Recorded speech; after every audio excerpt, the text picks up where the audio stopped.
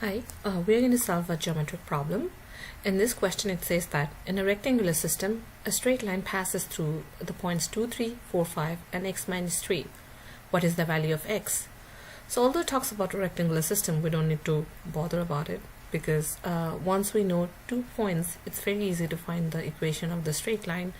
And once we find it, we know that any point on the straight line fulfills that equation. So we can just substitute this value into the equation and then we can find the value of x. So for 2 points, unknown points, we know that the straight line passing through those points would be y minus y2 divided by y2 minus y1 equal to x minus x2 divided by x2 minus x1, where x1 y1 and x2 y2 are two of the points on the straight line.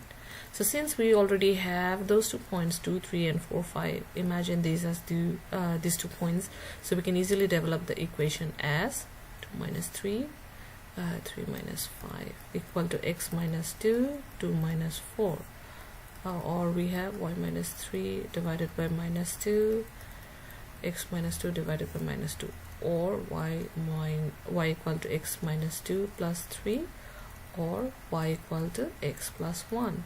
So we now have the equation of the straight line, and then we can easily fulfill with this equation and find the value. So we are going to input the value of x minus 3 into the equation, which is y equal to x plus 1. So here we put the value of minus 3 instead of y and keep x as it is. So we find the value of x is minus 4. So for the current problem, the answer would be minus 4.